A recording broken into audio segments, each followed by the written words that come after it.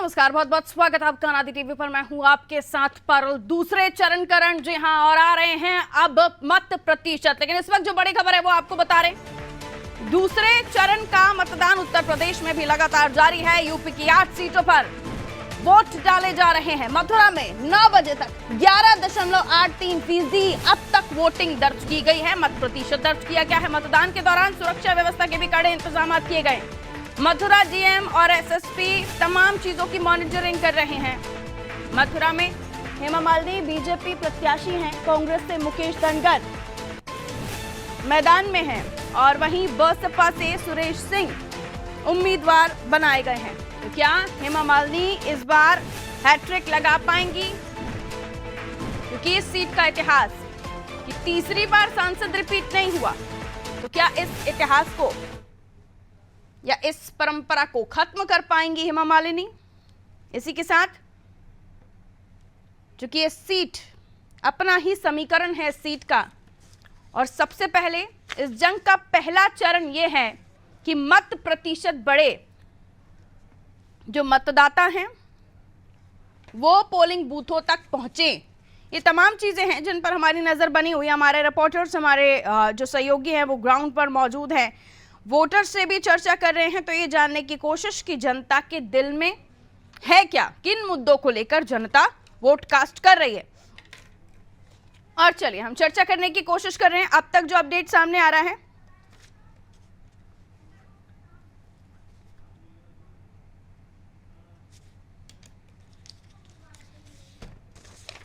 तो चलिए चर्चा हम करें। लेकिन अब तक जो वोटिंग परसेंट सामने आया है उसको भी लेकर बातचीत होगी, और मिजाज इस वक्त देश का क्या है ये भी जानने की कोशिश करेंगे। मिलियन मेहमानों से जो हमारे साथ आज के दिन चर्चा में जुड़ रहे हैं। आज का दिन बेहद ही खास, दूसरे दिन का ये रण, दूसरे चरण का ये रण, और मतदाता अपना वोट कास्ट कर रहे हैं। और आधे से ज्यादा लोगों की धड़कनें बढ़ी हुई हैं, क्योंकि मत प्रतिशत उतना अच्छा फर्स्ट फेज में नहीं आया।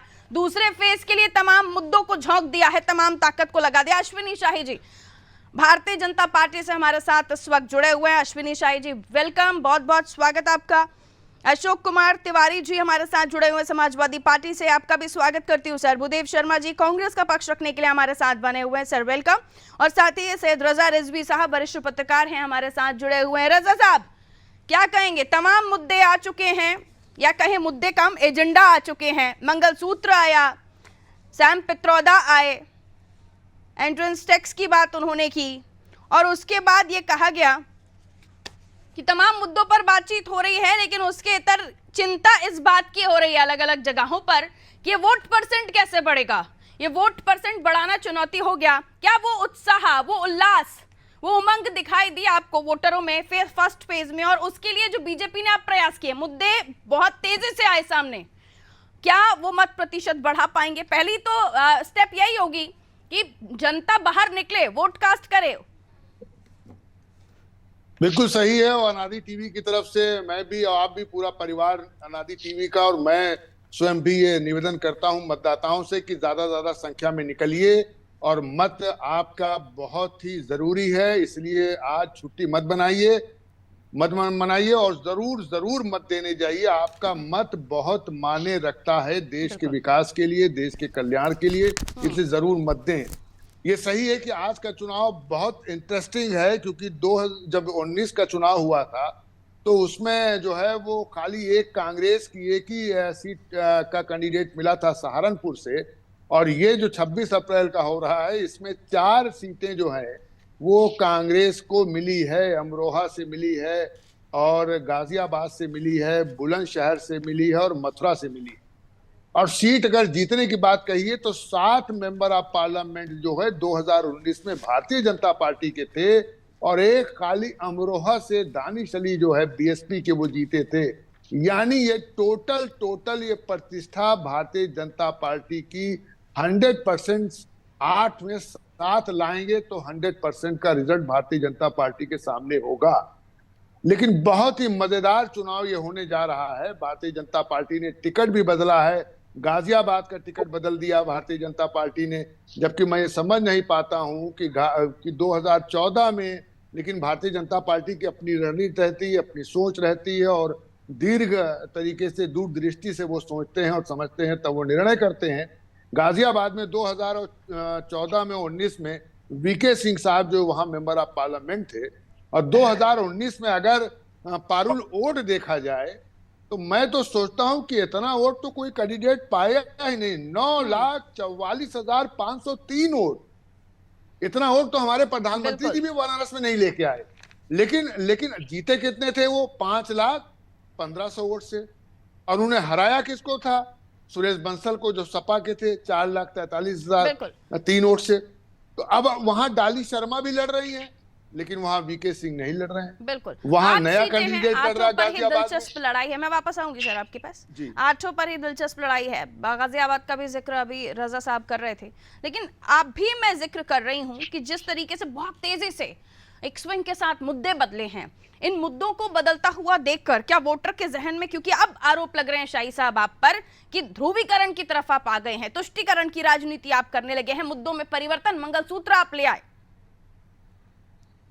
देखिए, ये तो आरोप पारुल जी हमेशा लगते रहे हैं भारतीय जनता पार्टी पर कि अगर हम हिंदू हित की बात कर दिए, हमने देश के बहुसंख्यक की बात कर दी, तो हमें सांप्रदायिक कहा जाता है। और पहले से लोग तुष्टीकरण की राजनीति करते रहे, मुस्लिम ये और हिंदू करते रहे, तो वो लोग सेकुलर हो गए थे। अब आज की स्थिति अगर है, हमने मंगलसूत्र की बात की, अगर आर्थिक सर्वे का ये बात न करते, राहुल जी तेलंगाना में जो भाषण दे रहे हैं कि हमने तो ऐतिहासिक कदम आर्थिक सर्वे का उठाया, उसके बाद क्रांतिकारी कदम उठाएंगे उसमें से हम सबको बराबर बांटने का, तो ये सब मामला न उठता। उस पर मुहर लगा दिया उनके राजनीतिक गुरु सत्यनारायण गंगाराम पित्रोदा ने कि भाई हम तो अमेरिका वाली चीज यहाँ चाहते हैं, चर्चा होना चाहते हैं।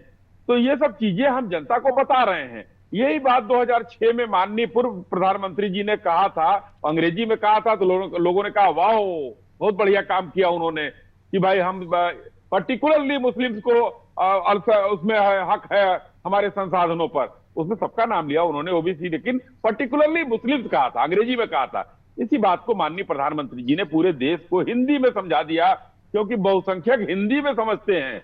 और कांग्रेस के घोषणा पत्र में लिखा है कि बहुसंख्यकवाद बर्दाश्त नहीं है। तो बहुसंख्यक कौन है? हिंदू है।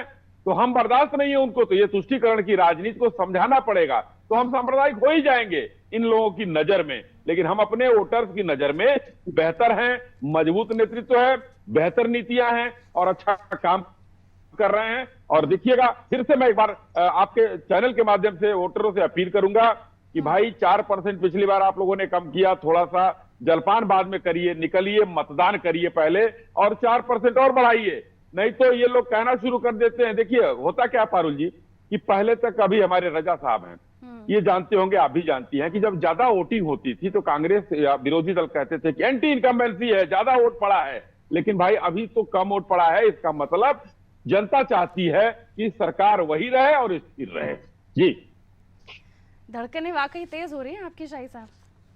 हमारी धड़कन क्यों तेज करने के लिए लोग पहुंचे, क्योंकि अब तक 9 बजे का जो परसेंट आया है वो 11% के आसपास आया है, और ये बताता है कि फिलहाल तेजी आनी चाहिए इस मत प्रतिशत में, वरना आपके ये जो बदलते हुए बयान है ना, ये भी वो हर्ष उल्लास उमंग नहीं ला पाएंगे वोटर्स में। मैं लौट रही हूँ, लेकिन लड़ाई ट्रायंगल दिखाई दे रही है तमाम सीटों पर। और ट्रायंगल की हम बात करें तो कांग्रेस भी मैदान में है, सपा भी मैदान में है, और उसी के साथ हम बीएसपी की बात करें तो वो भी मैदान में है। हालांकि गठबंधन में है सपा कांग्रेस। आगे बढ़ रही हूँ, बाकी मेहमान भी हमारे साथ जुड़े हुए हैं। अशोक तिवारी जी, आपके दिल की धड़कनें ठीक है? हाँ, बिल्कुल ठीक है जी। अब मुझे ये बताइए, जिस तरह से हम जिक्र कर रहे हैं, अलग अलग सीटों पर ट्रायंगल बना हुआ, बीएसपी कई जगहों पर आपका खेल बिगाड़ने की कोशिश कर रही है, लेकिन मुद्दे जो आए, जिनमें से पित्रोदा का जिक्र हुआ, और फिर आपके स्टेट में कर्नाटका में जिक्र करूंगी, जहां पर ये कहा गया कि ओबीसी आरक्षण में आपने मुस्लिमों को भी जगह दी, कुछ ऐसी जातियां जो पिछड़ी हैं उसको भी मुद्दा बनाया, आरक्षण का भी मुद्दा बनाया, ध्रुवीकरण की बात की जा रही है, मंगलसूत्र का जिक्र आ गया, जिस पर आपके नेता मंच पर जाकर ये बताने की कोशिश कर रहे हैं कि कांग्रेस के घोषणा पत्र में ऐसा कुछ नहीं है। क्योंकि आप लोग गठबंधन में है तो आप लोगों को भी ये बात सफाई से कहनी पड़ रही है, और स्ट्रैटेजी अलग तरीके से दिखाई दे रही है। 3 बार प्रत्याशी बदल रहे हैं, बदलते चले जा रहे हैं, बदलते चले जा रहे हैं। जी जी जी जी, आपको तो सब जानकारी है, आप मीडिया है, आपको सारी जानकारी है, सारे मैनिफेस्टो की जानकारी है, सभी जानकारी है। सच्चाई यह है कि जो है, जिस तरह से पहले चरण का मतदान हुआ, और पहले चरण के मतदान में ही भाजपा बैकफुट पे आ गई, और पूरे देश में माहौल भाजपा के खिलाफ है, ये भाजपा को भी पता चल गया।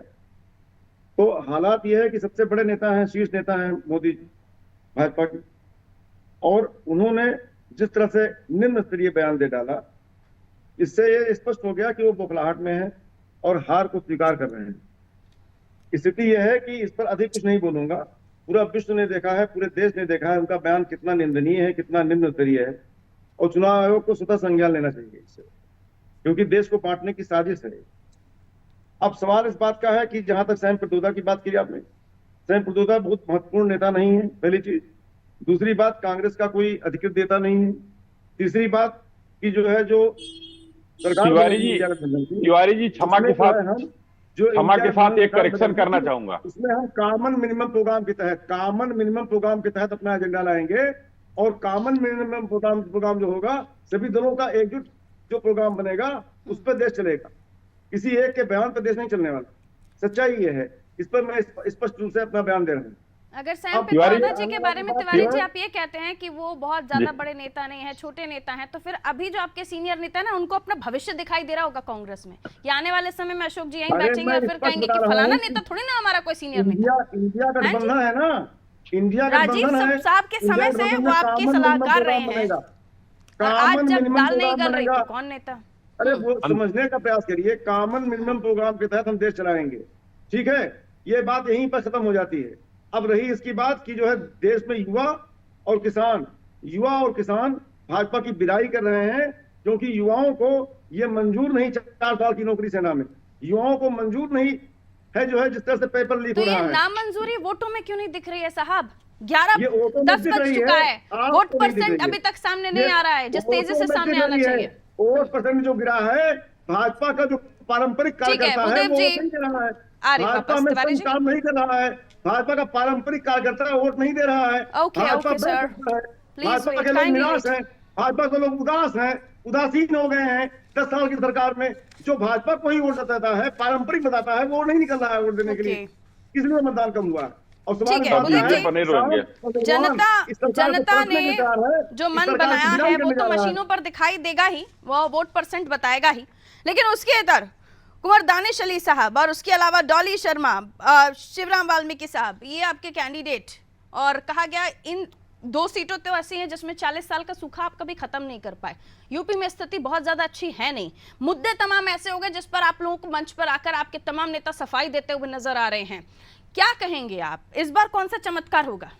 अरे उत्तर प्रदेश में, अरे रुकिए तिवारी जी, प्लीज भूदेव जी आपके सहयोगी हैं, आज के दिन तो बोलने दीजिए। हाँ सब्र, वेट सर।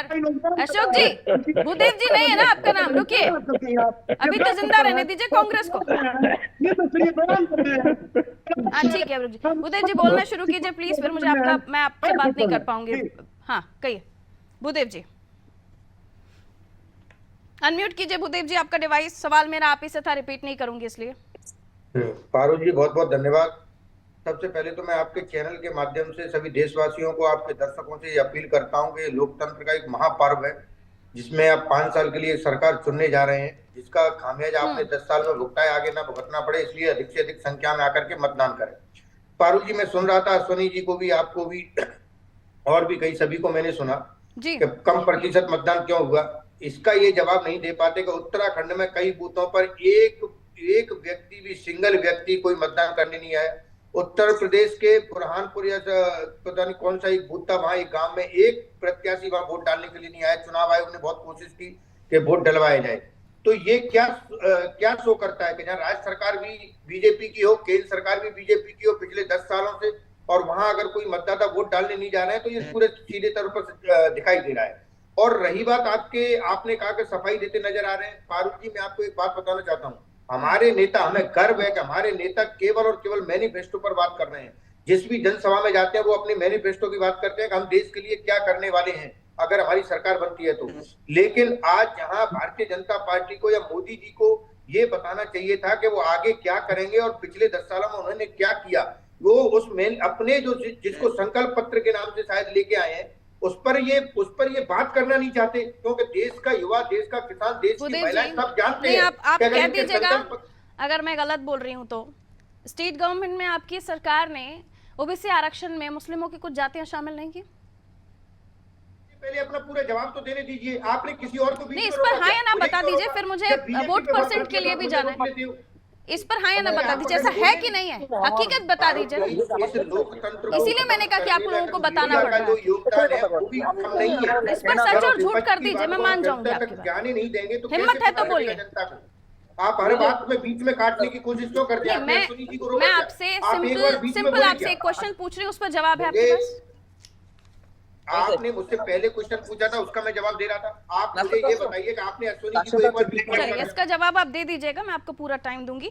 नेक्स्ट स्टूडियो की तरफ रुक कर रहे हैं, क्योंकि वोट परसेंट भी जानना जरूरी है कि अब तक जनता कितना उत्साह दिखा रही है। वोट परसेंट आपको बताएंगे। नेक्स्ट स्टूडियो मेरे सहयोगी अस्मिता हमारे साथ जुड़े हुए हैं, बताएंगे दर्शकों को क्या है यूपी का इस वक्त तक का मिजाज। 8 सीटों पर आज दूसरे चरण का चुनाव हो रहा है। लगातार जो है अनाडी टीवी पल पल के अपडेट्स दर्शकों को दे रहा है, और ऐसे में अभी तक का वोट परसेंट यहाँ पर आ गया है। तो एक नजर डाल लेते हैं इन 8 सीटों पर क्या कुछ है जनता का मन। सबसे पहले हम बात करेंगे अलीगढ़ सीट की, जो कि अपने आप में काफी ज्यादा महत्वपूर्ण सीट है। 12.20% यहाँ पर अभी तक मतदान हुआ है, यानी 12.20% यहाँ पर मतदान हुआ है। अगली सीट की ओर बढ़ेंगे। अगली सीट उत्तर प्रदेश से ही काफी ज्यादा महत्वपूर्ण हॉट सीट अमरोहा, यहाँ पर 14.32% मतदान हुआ है, यानी 14.32% यहाँ पर 9 बजे तक का मतदान प्रतिशत रहा। अगली सीट की बात करते हैं। अगली सीट अभी उत्तर प्रदेश से जो बागपत सीट है, यहाँ पर वोटिंग परसेंटेज फिलहाल तो कम है, 11% यहाँ पर फिलहाल 9 बजे तक मतदान हुआ है। लोगों से अपील है कि अपने घरों से बाहर निकले और वोट डालने पहुंचे। लोकतंत्र के इस यज्ञ में अपने वोटों की आहुति जरूर करें। अगली सीट की ओर आगे बढ़ेंगे। अगली सीट की अगर हम बात कर लेते हैं, वो है बुलंदशहर सीट। यहाँ पर भी 11.99% फिलहाल जो है वोटिंग परसेंटेज रहा है। अगली सीट की बात करते हैं। अगली सीट भी उत्तर प्रदेश से ही गौतम बुद्ध नगर सीट, जोरों शोरों से प्रचार प्रसार हुआ, जनता में उत्साह देखा गया, लेकिन फिलहाल जो है वोटिंग परसेंटेज यहाँ पर कम है, 11.57% ही यहाँ पर फिलहाल 9 बजे तक मतदान हुआ है। रिपोर्टर्स का कहना है, हमारे जो ग्राउंड लेवल पर मौजूद है, कि लोग जो है आ रहे हैं और धीरे धीरे परसेंटेज बढ़ेगा।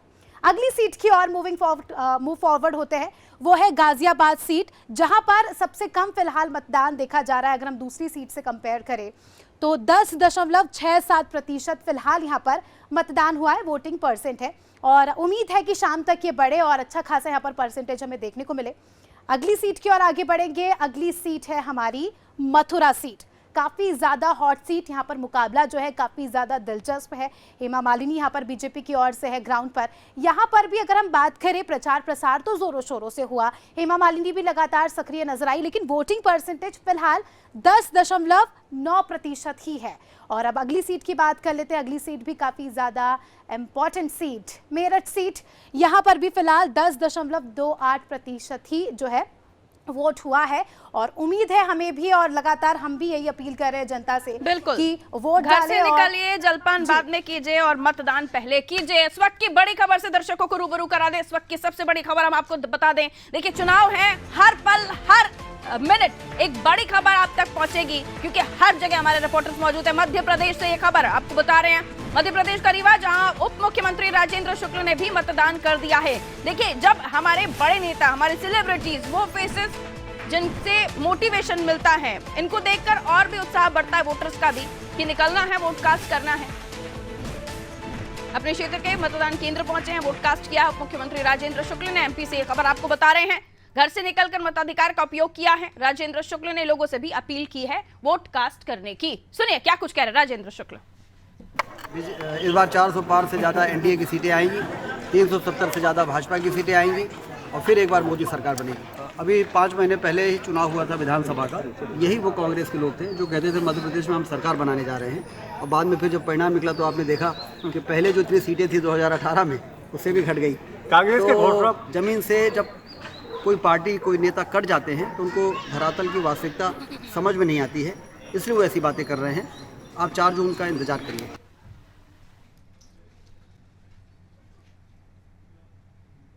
जबीरा में सांस्कृतिक पर्यटन मंत्री धर्मेंद्र सिंह ने भी मतदान कर दिया है। बड़ी खबर आपको बता रहे हैं। हर एक मिनिस्टर घर से निकलेंगे, वोट कास्ट करेंगे। आम हो, खास हो, सभी को आज का दिन घर से निकलकर अपना वोट जरूर डालना है। धर्मेंद्र सिंह ने नाहटा के बूथ 48 पर वोट कास्ट किया है। धर्मेंद्र सिंह ने लोगों से भी मतदान की अपील की है और हम भी आपसे अपील करते हैं, आप तक ना निकल पाए हो तो घरों से निकलिए, वोट कास्ट कीजिए, क्योंकि अभी भी वो उत्साह वोटर्स में नहीं दिखाई दे रहा है। अभी भी ये चिंता का विषय हो चला है कि तमाम प्रयासों के बावजूद भी आखिर क्यों ये मतदान बढ़ नहीं रहा है, मत प्रतिशत बढ़ नहीं रहा है। साथियों, मैंने अपना मतदान कर दिया है। आप सब मतदाता बंधुओं से आग्रह है कि देश हित में, राष्ट्र हित में मतदान जरूर करें और नरेंद्र मोदी जी को पुनः प्रधानमंत्री बनाने के लिए राहुल भैया को ज़्यादा से ज़्यादा मतों से विजयी बनाएं। बहुत बहुत धन्यवाद।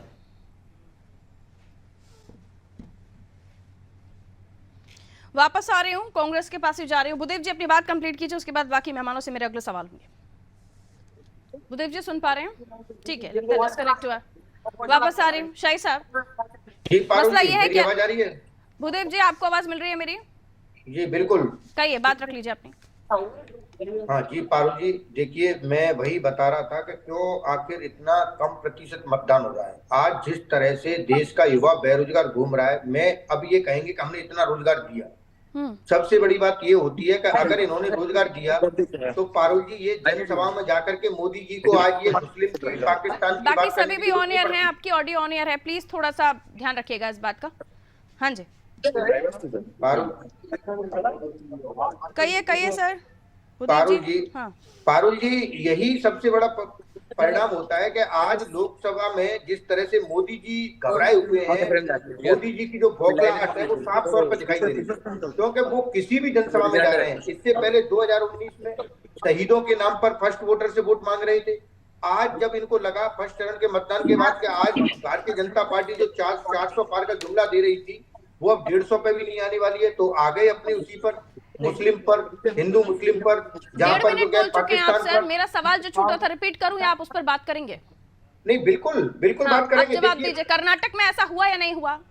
पारुल जी देखिए, मैं मुद्दों पे बात करता हूँ। मुद्दा ये नहीं है, देश को क्या जरूरत है? मुद्दा ये नहीं है, आपको हल्का मुद्दा लगता है आरक्षण? नहीं पारुल जी, मुद्दों से भटकाने का काम मोदी जी कर रहे हैं, वही बहुत है। भारतीय जनता पार्टी कर रही है, ये देश के लिए बहुत है, लेकिन देश का दबा दी आपकी, मैंने ऐसा लग रहा है। बात कीजिए, नहीं सुनिए, देश के युवाओं को रोजगार 1.5 मिनट आपको नॉन स्टॉप वापस आने के बाद भी मैंने बोलने का मौका दिया, तो मुझे लगता है आपको शिकायत नहीं होनी चाहिए। क्या इन्होंने तो उसके लिए कोई कार्रवाई की कि नहीं? किसानों की आय दोगुनी की कि नहीं? नहीं बोल 100 स्मार्ट सिटी बनी या नहीं बनी? कर्नाटक में आप ही की सरकार है ना भूदेव जी, कांग्रेस का ही पक्ष रख रहे हैं मुझे लगता है आप, लेकिन आप उस पर बोलेंगे नहीं। आपकी दुखती नब्ज दबा दी मैंने।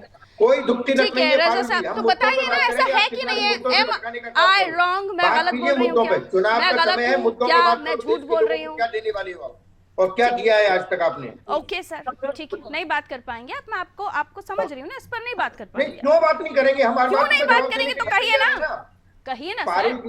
आरक्षण, ओबीसी आरक्षण में मुस्लिम जातियों को आपकी सरकार ने शामिल किया नहीं किया? पारुल जी, देश मुद्दा ये है कि देश का 85% युवा बेरोजगार क्यों घूम रहा है आईएलओ की रिपोर्ट के अनुसार। मुद्दा ये है कि किसान आंदोलन करने के लिए क्यों मजबूर है। यहाँ आप नहीं बोल पाएंगे।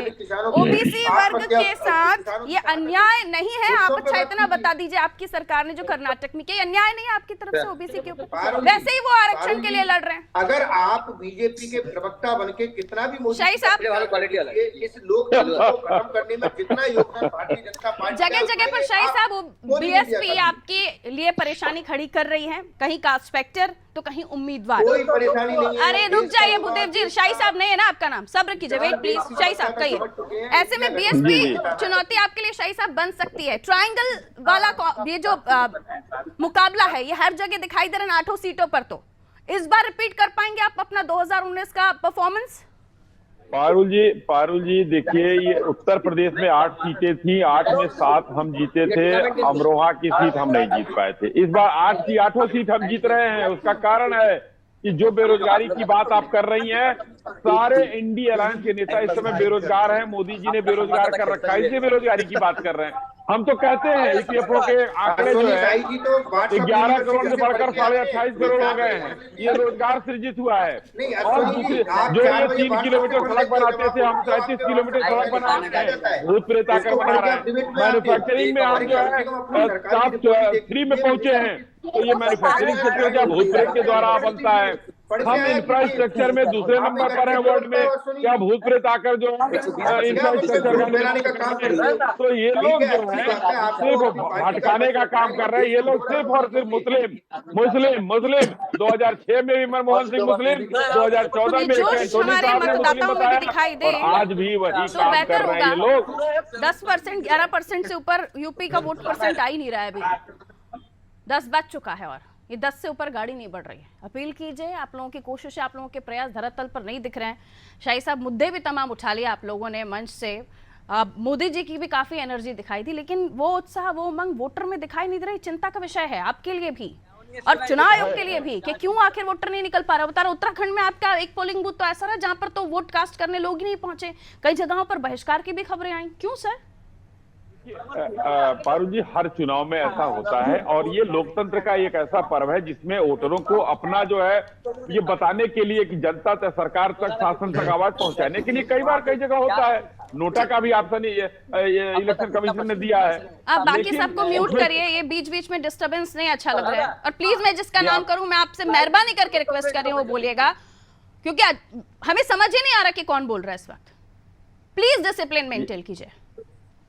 शाही साहब, आप कंप्लीट कीजिए, उसके बाद मैं रजा साहब के पास जा रही हूँ। तो ये भारतीय जनता पार्टी एकदम अपने पन्ना प्रमुखों के ऊपर इतनी जो है आश्वस्त है कि हमारे वोट ले आकर कास्ट कराए जा रहे हैं। हमने जिम्मेदारी दी है, पन्ना प्रमुख, अर्ध पन्ना प्रमुख बनाकर हमने एक एक लोगों को 10-10 वोट का, 15-15 वोट का हमने जिम्मेदारी दिया है। वो लोग ले आकर, गर्मी भी एक फैक्टर है, 40 डिग्री से ऊपर का टेम्परेचर है पारुल जी, थोड़ा सा इसमें ये भी व्यवधान है इसमें। लेकिन आप निश्चिंत रहिए, मैं आपको आश्वस्त करता हूं कि देश की जनता ने माननीय मोदी जी को आशीर्वाद देने का मन बनाया है और हम देख रहे हैं कि जो वोट का परसेंटेज है, इसके बाद ये लोग किस तरीके से घबराए बौखलाए हैं कि राहुल गांधी को बेअदबी पर उतरना पड़ रहा है। जी रजा साहब, वापस आपके पास आ रही हूँ। और अगर सीटों के मुकाबले को हम देखें तो काफी टफ फाइट दिखाई दे रही है। कुछ ऐसा भी लगा कि पैराशूट कैंडिडेट्स हैं, ये भी समझ आया कि कास्ट फैक्टर को ध्यान में बहुत ज्यादा रखा गया, तो कहीं चूक भी गए हैं।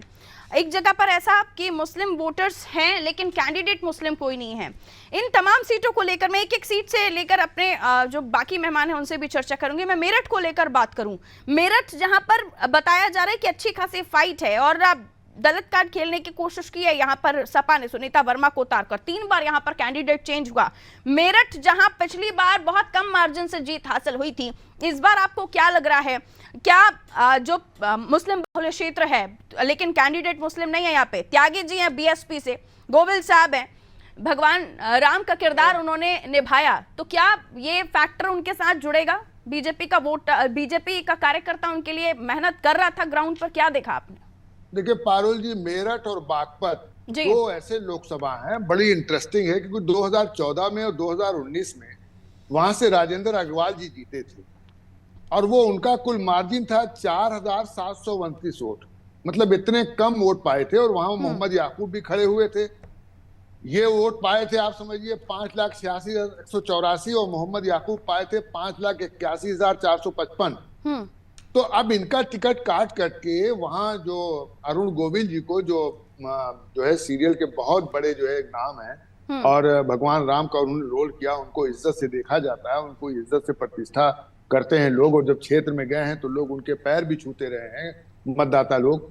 और सपा और कांग्रेस से सुनीता वर्मा को उतारा है और देवव्रत त्यागी को जो है बसपा ने उतारा है मेरठ से, जबकि मेरठ में बताया जाता है कि वहां मुस्लिमों की संख्या अच्छी है। लेकिन आप देखिए बागपत का भी आप देखिए तरह से कि 2014-19 में सतपाल सिंह को टिकट जो है दिया गया था और वो जीते थे, लेकिन जीते कितने थे? 2,962 वोट से।